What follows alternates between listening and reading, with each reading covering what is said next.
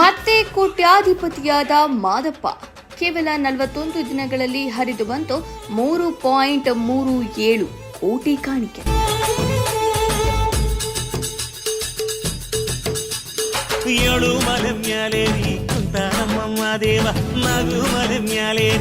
ಚಾಮರಾಜನಗರ ಜಿಲ್ಲೆಯ ಹನೂರು ತಾಲೂಕಿನ ಪ್ರಸಿದ್ಧ ಧಾರ್ಮಿಕ ಕ್ಷೇತ್ರ ಶ್ರೀ ಕ್ಷೇತ್ರ ಮಲೆಮಹದೇಶ್ವರ ಬೆಟ್ಟದಲ್ಲಿ ಹುಂಡಿ ಹಣ ಎಣಿಕೆ ಕಾರ್ಯ ಪೂರ್ಣಗೊಂಡಿದ್ದು, ಮಾದಪ್ಪನ ಸನ್ನಿಧಿಯಲ್ಲಿ ಭಕ್ತರ ಕಾಣಿಕೆ ಕೋಟಿ ಹರಿದು ಬಂದಿದೆ. ಕೇವಲ 41 ದಿನಗಳ ಅವಧಿಯಲ್ಲಿ ಭಕ್ತಾದಿಗಳು ಮಹಾಮದ್ದೇಶ್ವರನಿಗೆ ಸ್ವಾಮಿಗೆ ಬರೋಬ್ಬರಿ 3.37 ಕೋಟಿ ರೂಪಾಯಿಗೂ ಅಧಿಕ ಕಾಣಿಕೆಯನ್ನು ಅರ್ಪಿಸಿದ್ದಾರೆ.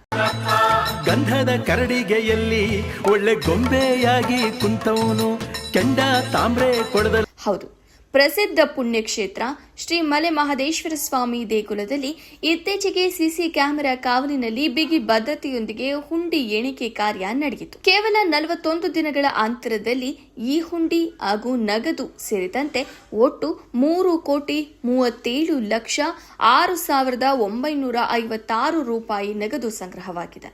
ಅಷ್ಟೇ ಅಲ್ಲದೆ ಮಾದಪ್ಪನ ಸನ್ನಿಧಿಗೆ ವಿದೇಶಿ ಭಕ್ತರ ಹರಿವು ಕೂಡ ಹೆಚ್ಚಾಗಿದ್ದು, ಹುಂಡಿಯಲ್ಲಿ 10 ವಿದೇಶಿ ಕರೆನ್ಸಿ ನೋಟುಗಳು ಪತ್ತೆಯಾಗಿವೆ.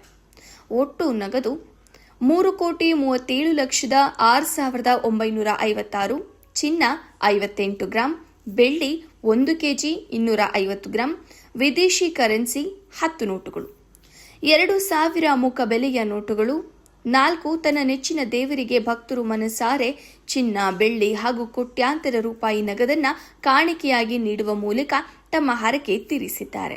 ವರದಿ ಹನೂರು ವೆಂಕಟೇಶ್.